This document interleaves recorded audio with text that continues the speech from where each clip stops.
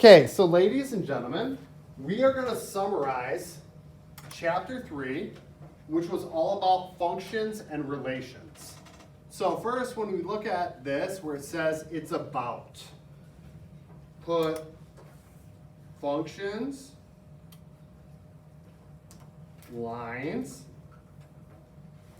and circles. So again, chapter 4 is about functions, lines, and circles. Now we're going to start here with function basics. So we're going to talk about two things, functions and relations. Now, we deal in math a lot of times with functions. We don't talk about relations as much. So we're going to talk a little bit about a relation. So a relation is any pairing of two variables.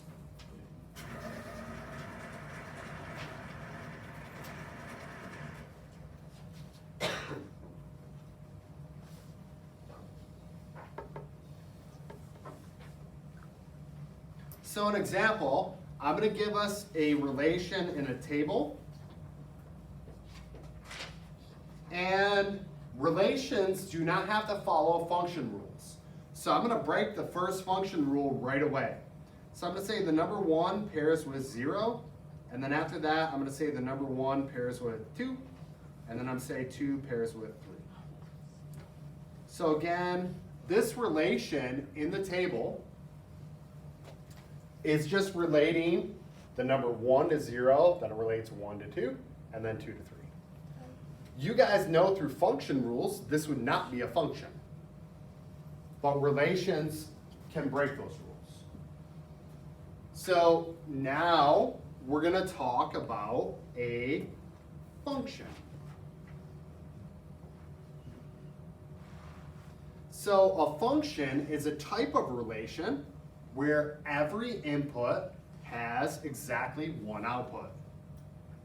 So in a function, every input, which in math we typically use x for the variable for the input,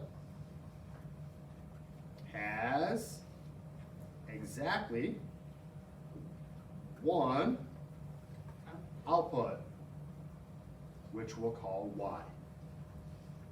And then we could look up function rules on a table. You'll just have to check that the x values are only repeated one time, that none of them repeat. When we look at a graph, so we talked about seeing a graph. What test, do you guys remember, what test do we have to verify if it was a function? Cameron? Straight line test. Vertical line test. So we're going to show that. So we had a test that works for a graph. So I'm going to put a graph test. And then we're going to call that the vertical line test. And then I'm going to draw an example of a graph that does pass a vertical line test. So here's my x-axis. Here is my y-axis. And then our favorite graph right here, which is the graph of y equals x squared. Do you remember what we would call this? Quadratic. It's a quadratic equation, and the graph is called a parabola. Now, looking at this graph, this does pass the vertical line test because any vertical line that I draw through the parabola will only touch it one time vertically. Now, I'm going to take that parabola and flip it on its side. Or another way of saying that is I'm going to reflect it across the line y equals x. So if I do that, so if you notice here, underneath here, I'm going to write function. And then if I draw that same graph over here, this is x, this is y, and I'm going to flip it on its side like this. And I draw that, I notice the vertical line touches twice, not a function, because this x input would have two outputs.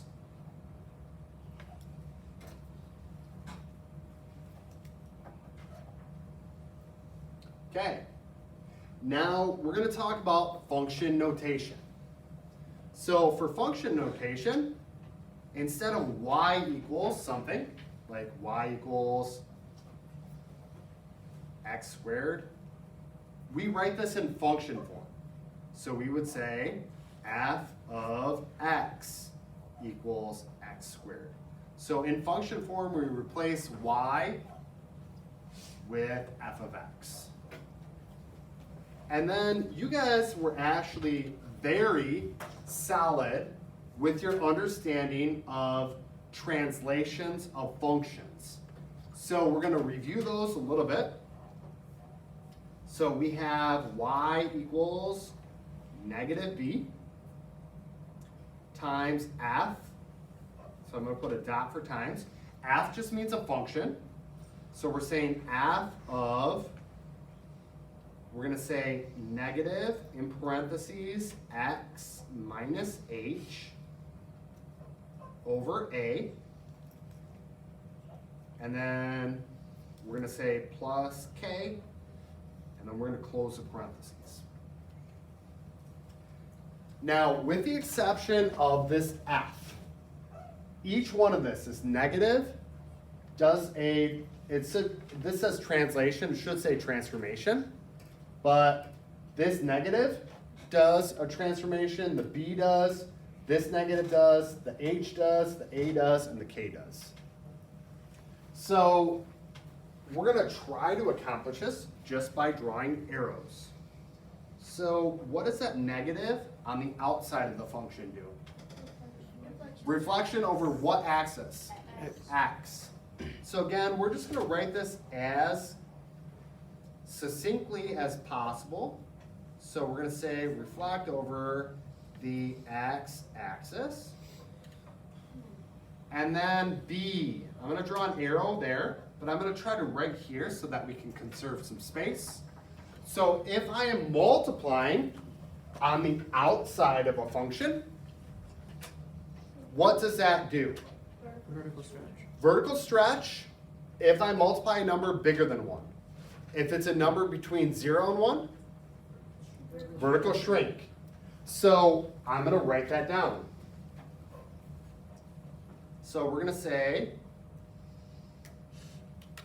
vertical stretch. And then I'm just going to put b is greater than 1. And then we know it's still vertical. I'm just going to write shrink if b is between 0 and 1.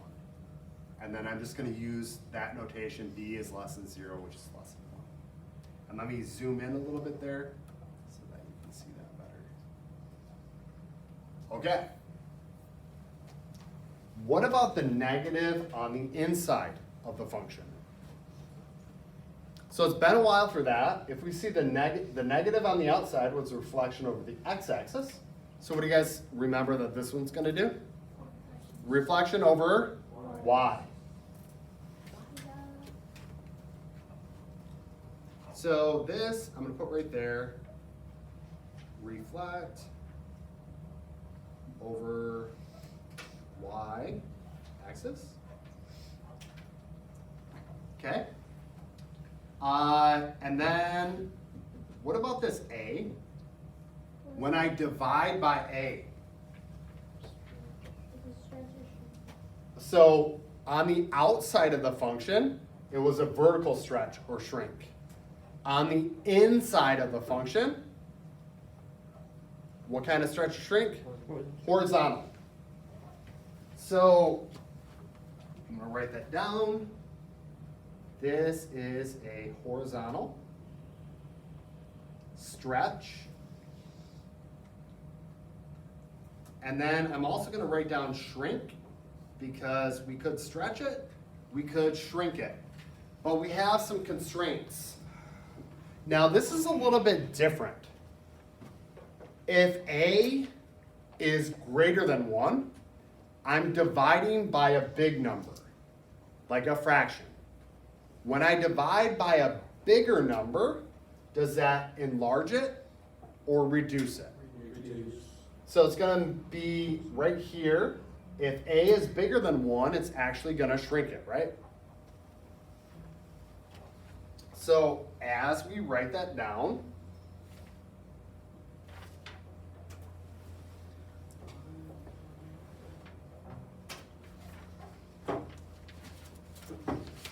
we would write down on here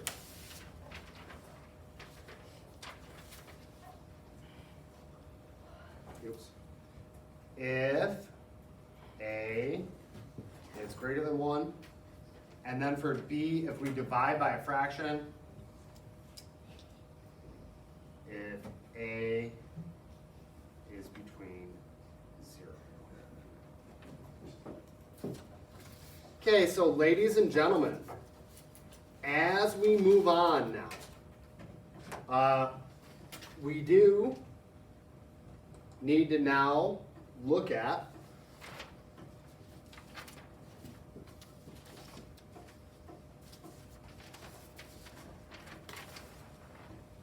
circles. So the general circle, so we're going to look at circles and lines. General circles are of the form x squared plus y squared equals 1. And we can graph these in Desmos most easily. Our graphing calculators, we would have to solve for y, take a square root, and put in a positive and a negative value. It's not as easy. So our center of this circle is at 0, 0. And our radius is 1. So we're going to talk about translations of a circle. So translations work the same way. If I subtract from x and subtract from y, it moves the center of the circle. So as I make a translation, what we would say is x minus h squared plus y minus k squared equals r squared. And our center is hk. And our radius is r. Oops, I put r equals r. Let me put the radius equals r. So now we're going to look at the bottom portion over here where it says combining functions. So this is also composition of functions. The notation is a little bit confusing. I remember when we took our test on this threw some of you a little bit off. So if I put in parentheses f plus g of x, what that's saying is I'm going to take f of x and then add on g of x. So I'm adding the two values of the function together. So what this means is you evaluate f of x and then you add on g of x. Make sure you study these to know what they mean. You could also do that with subtracting functions. So if I do f minus g of x, it means f of x minus g of x. And then same thing here, if I did f times g of x, it means f of x times g of x. And then similarly, f over g, f divided by g of x means you do evaluate f of x and then divide by g of x. So what you do, substitute x, then simplify.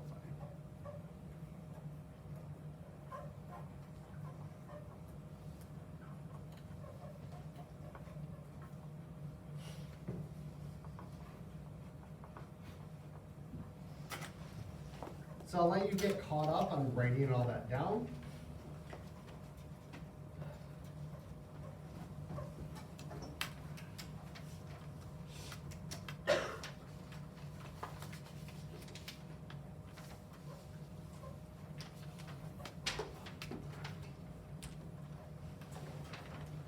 Okay, we're going to now look at linear transformations.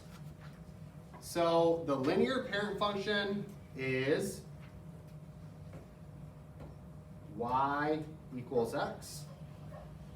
So we know that our slope, there's 1x, so our slope is 1, and this goes through the origin. So we can write that down. Slope is 1, and this goes through the origin. And then we're going to talk about the translations that you can do. And this relates to what you learned in Algebra 1. So we're going to talk about translations, which again, you guys are solid on. But this is, if we talked about point slope form,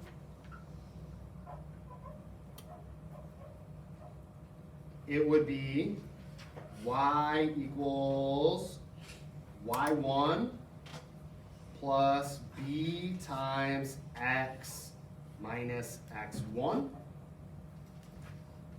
And then just a reminder, we could just plug in our point xy into this to get an equation. You could simplify this and put it in slope-intercept form.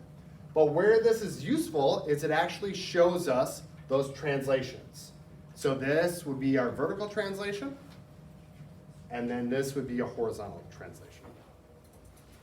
So to relate that into translation form, we would just say y equals k plus b times x minus h. And then k again does a vertical translation, and h does a horizontal translation. I'm not going to make you write that down a bunch of times. I just want you to understand that.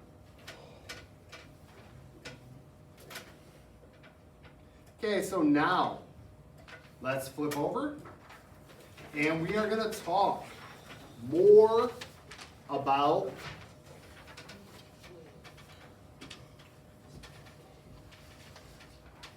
parent functions, which is about, so if we look at that, let me just zoom out for a sec. So this is about 3 common equations. So as I look at that, we're going to look at absolute value functions.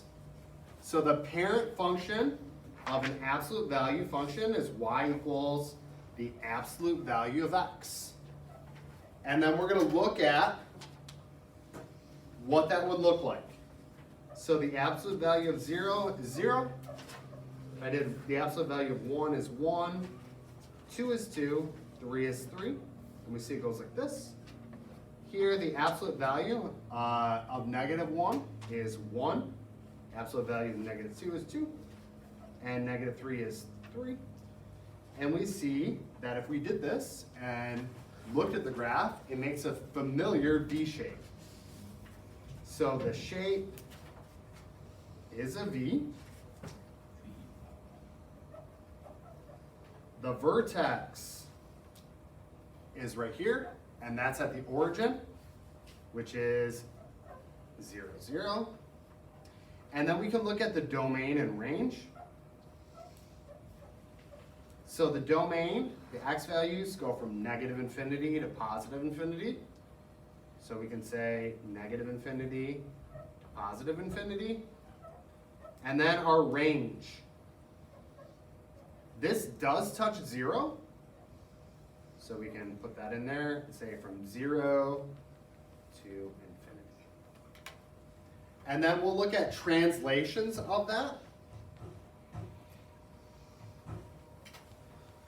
So again, y equals negative b of the absolute value, and and then we'll make a fraction, negative, in parentheses, x minus h, close the parentheses, over a, close the absolute value symbol, and then add k.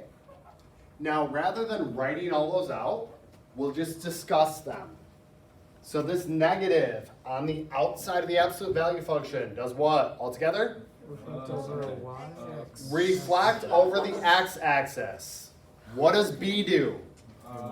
Dilation. It's a Vertical stretch or shrink, or you refer to that in middle school as a dilation.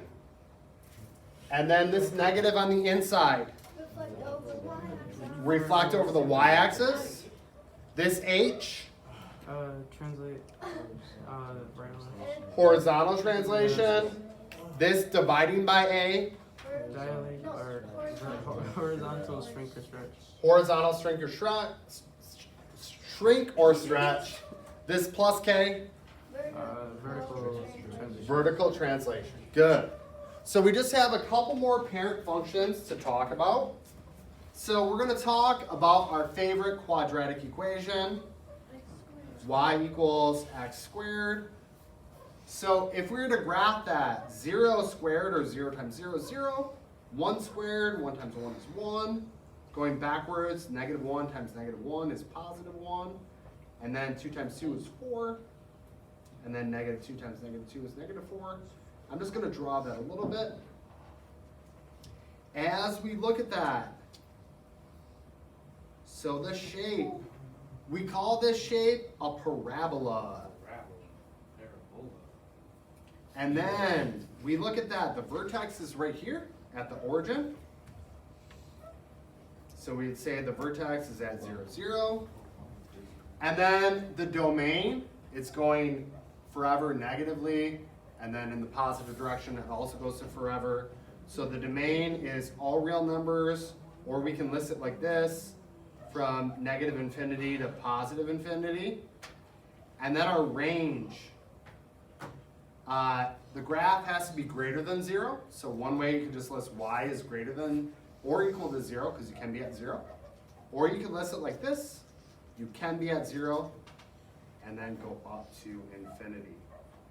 And then one other point, there is on a parabola the axis of symmetry, where you can fold the parabola in half. So the axis of symmetry is x equals 0. And that just says you can reflect the parabola. This half and this half are the same. That's just saying what symmetry is. Yes? Yeah, doesn't the absolute value one have an absolute? This does. We say that more with parabolas. They talk about the axis of symmetry. Not too familiar with the absolute value function. It's not as common. So again, if we talked about the translations of a parabola, I'm just going to write it down and we'll talk about it again. So it would be y equals negative b parentheses, negative on the outside, on the top, x minus h, close the parentheses, over a, close the big parentheses, take that to the second power, and then add k. And then we're just going to discuss what these do. On the outside, what do those do, guys? Reflect over x. Reflect over the x-axis. B, Vertical stretch or shrink. vertical stretch and shrink. The negative on the inside. Reflect over y. Reflect over the y-axis. The minusing h, Horizontal translation. horizontal translation. The a, Horizontal stretch or shrink. horizontal stretch and shrink. And then the k, Vertical translation. vertical translation. Good job.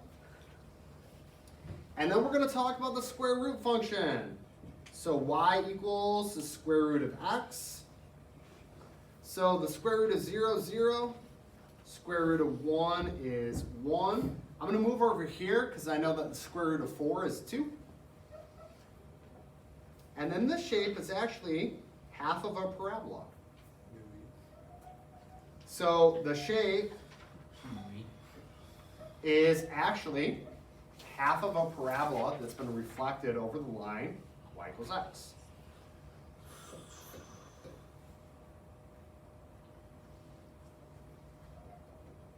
So then our vertex, where the graph starts, is 0, 0. And then our domain is, it goes from x equals 0 all the way to positive infinity. And then same thing for our range. It goes from 0 to infinity. And then similarly, I'm going to put down the translations of the function. We would say y equals negative b times the square root of negative x minus h in parentheses over b. And then on the, not underneath the square root sign, you'd put plus k. We're just going to discuss what those are briefly. So the square root sign ends here. What's this negative do again? Reflect over x. What about the b? Vertical stretch and shrink. Reflect over y. Reflect over the y-axis. The h? Horizontal translation. Horizontal translation. I wrote b again. My fault, ladies and gentlemen. This is actually a. So thank you. My apologies. A actually does horizontal stretch and shrink. And then the K is a vertical translation.